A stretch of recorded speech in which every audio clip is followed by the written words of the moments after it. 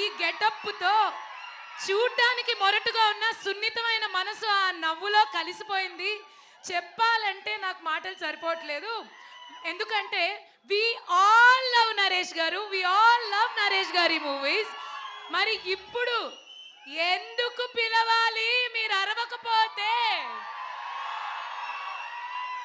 So మనందరి కోసం మన దగ్గరికి వచ్చి ఇప్పుడు మాట్లాడేస్తారు నరేష్ గారు, అవర్ బచ్చల మల్లి. అందరికీ నమస్కారం అండి. ముందుగా ఇక్కడికి వచ్చిన తెలుగు సినిమా అభిమానులందరికీ నా తరపున, మా యూనిట్ తరపున చాలా చాలా థ్యాంక్ యూ. ఈ ఈవెంట్ ఇంత లైవ్గా చేస్తున్నందుకు, ఇంత కలర్ఫుల్గా, ఇంత గోళతోటి. అండ్ అలాగే మా మీడియా మిత్రులు అండ్ మా జర్నలిస్టులు అందరూ, వాళ్ళందరికీ వచ్చినందుకు చాలా చాలా థ్యాంక్ యూ. బచ్చల మల్లి దీని గురించి చెప్పాలంటే డిసెంబర్ 27, 2021 లవ్ యూ అమ్మా. సో ఆ రోజు నాకు వచ్చి చెప్పడం జరిగింది. దాని తర్వాత అప్పటి నుంచి ఇప్పటి వరకు దాదాపు 3 సంవత్సరాలు పట్టిందండి. ఆ 3 సంవత్సరాలు ఈ సినిమా గురించి చెప్పాలంటే ముఖ్యమైన వ్యక్తి సుబ్బు గారి గురించి చెప్పాలి. ఈ 3 years ఆయన దేని గురించి ఆలోచించలేదు, దీని గురించి తప్ప. సో అది నాకు బాగా నచ్చిందండి. చాలామంది చెప్తారు సినిమా కథ చెప్పినప్పుడు చాలా బాగా చెప్తారు, బట్ తీసినప్పుడు కూడా అలాగే తీయాలి. ఆయన ఎంత బాగా చెప్పారు, అంతకు మించి బాగా తీశారు. అండ్ అది నేను చాలా కాన్ఫిడెంట్గా ఎందుకు సినిమా చూశాను కాబట్టి నేను చెప్పగలుగుతున్నాను. అండ్ మేము చాలా డిస్కషన్ చేసాము. అంటే నా సినిమాల్లో అంటే మనకి తెలుస్తాయి కదా ముందు సినిమాల్లో ఏం తేడా వస్తున్నాయి, మనం ఎక్కడెక్కడ మార్చుకోవాలని మనం కూడా కూర్చొని అనలైజ్ చేసుకున్నప్పుడు చాలామంది నాకు చెప్పిన కంప్లైంట్, మీ సినిమాలో సాంగ్స్ సరిగ్గా ఉండలేదండి, సాంగ్స్ సరిగ్గా ఉండలేదని చెప్పారు. సో మీ ఇద్దరు ఫస్ట్ కూర్చుని అదే ఏమంటే చాలా రోజుల తర్వాత మనం వస్తున్నాం, ఒక సాంగ్స్ బాగుండాలండి, ముందు సాంగ్స్ ఇంపాక్ట్ చేయాలి. This is been the complaint I been hearing. అంటే ఆయన విశాల్ గారు దాదాపు 6 నెలల ముందు నుంచే, సినిమా స్టార్ట్ అవ్వకుండా 6 నెలల ముందు నుంచే కూర్చుని అన్ని సాంగ్స్ కంప్లీట్ చేశారు. సో ఆయనకి అలాగే విశాల్ చంద్రశేఖర్ గారికి చాలా చాలా థ్యాంక్ యూ. చాలా కష్టపడి చాలా ఇష్టపడి చేశారు సినిమా. అండ్ అందరూ అండి, ఇట్స్ నాట్ వన్ పర్సన్. అంటే జనరల్గా ఏమంటారంటే సినిమా బాగుందంటే వాళ్ళు లక్కో లేకపోతే ఇంకోటో అని కాదండి. ఇక్కడ అందరూ టీమ్ ఎఫర్ట్.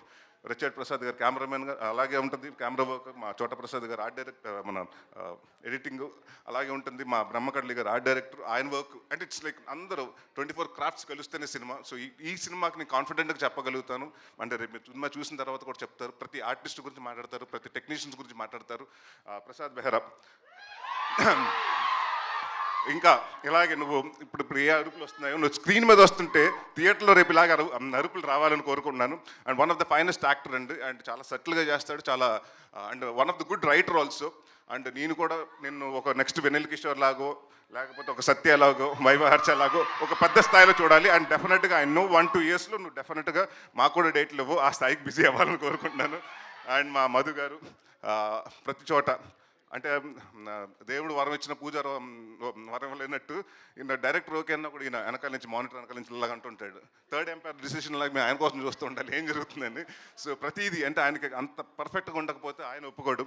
సో ఎప్పుడు అదే చెప్పారు కదండి, అంటే పెగ్గు కాడి నుంచి అన్నింటిలో ఆయన చాలా దగ్గరగా పాత్ర చాలా పోషించారు. సో థ్యాంక్ యూ అండి. అండ్ ఎవరన్నా మర్చిపోతే మా హరితేజ గారు అండ్ ప్రవీణ్ గారు. అంటే మీరు ఇప్పటివరకు హరితేజ గారిని చాలా బబ్లీగా లేకపోతే ఎలా చూస్తుంటారు, ఇన్నోసెంట్గా. బట్ ఈ సినిమాలో డెఫినెట్గా అంటే హరితేజ గారు ఏంటి ఇంత ఏడిపిస్తగలుగుతారా, ఆవిడ ఏడుస్తే అంటే ఎంత పర్ఫార్మెన్స్ చేయగలుగుతా అంటే నేను, ఎందుకంటే ఎప్పుడు మనం ఆవిడని సెటైర్లు కానివ్వండి, కామెడీ వేలో చూసాం ఆవిడ చేసిన సినిమాలు కానివ్వండి. సో ఈ సినిమాలో ప్రతి యాక్ట్ చేసిన అమృత గారు కానీ నుంచి ప్రతి ఒక్కరు, ప్రతి ఆర్టిస్ట్కి అందరికీ చాలా మంచి పేరు వస్తుందని. అండ్ డెఫినెట్గా ఇది నా కెరియర్లో కొన్ని సినిమాలు ఉంటాయి, గమ్యం లాగా, అలాంటి నాంది లాగా.